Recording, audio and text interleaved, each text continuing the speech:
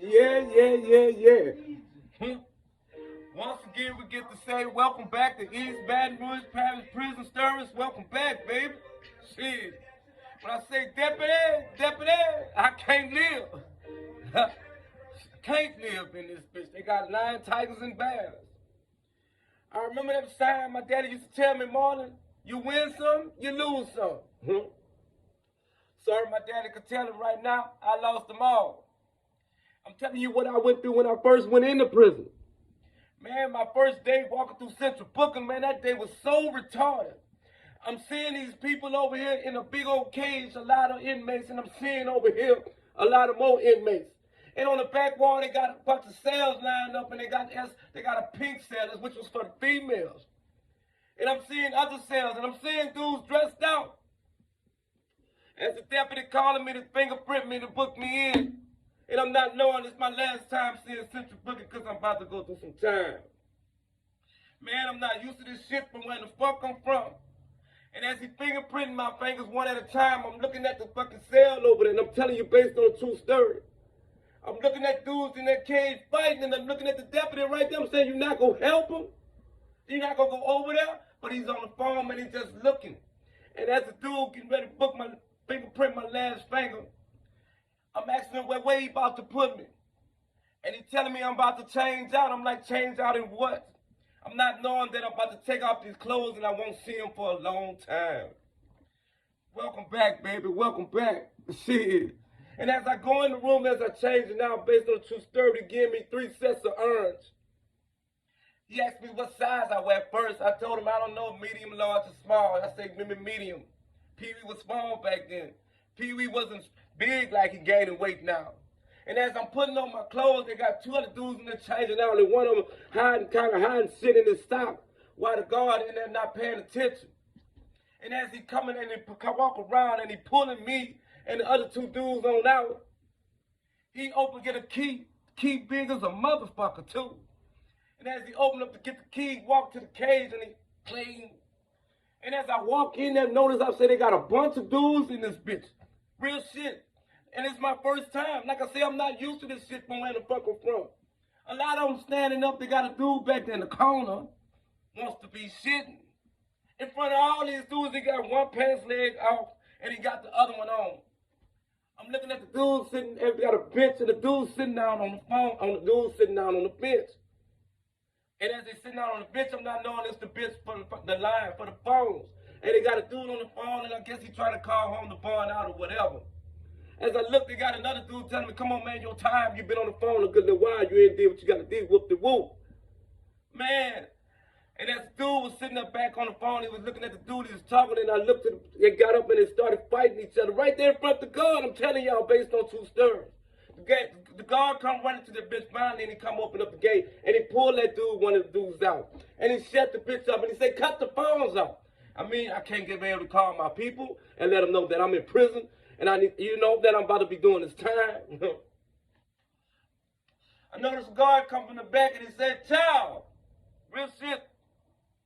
And when he said child, I didn't know what child mean. I thought he thinking in my mind they got a puppet child or some shit. You know? So he said child. So the dudes started standing up and the ones were sitting down, they standing up and everybody else starting to rush out the gate.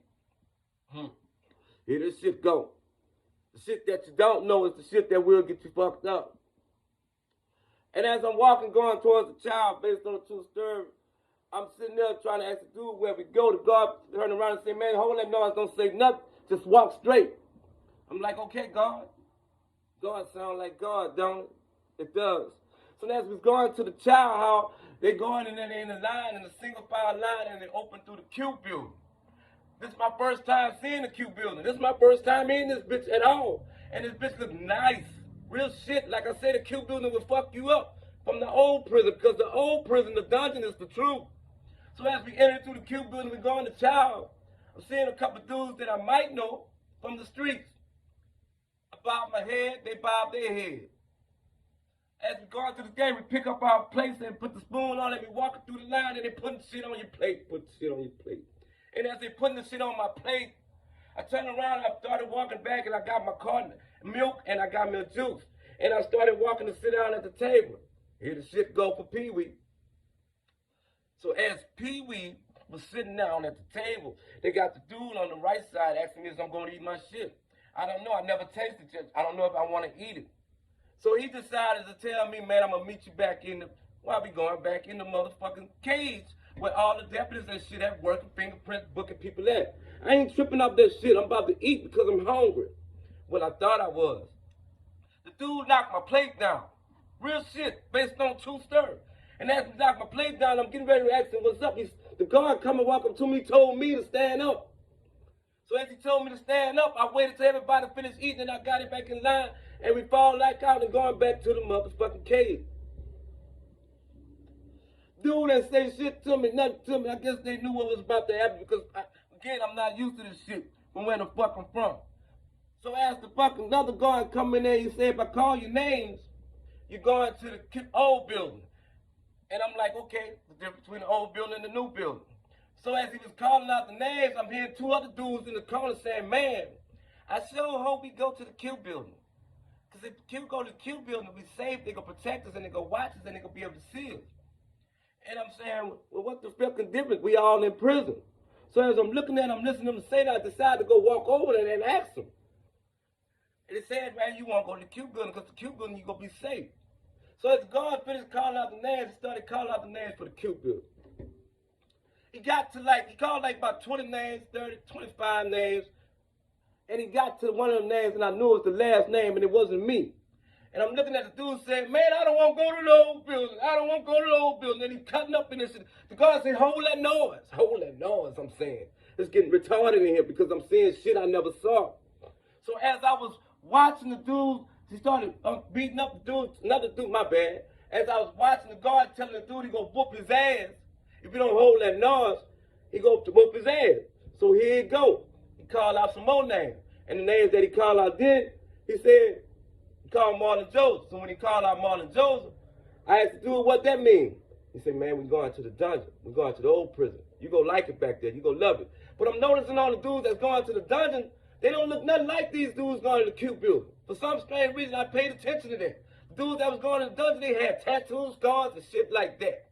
Real shit based on true story. Stay tuned.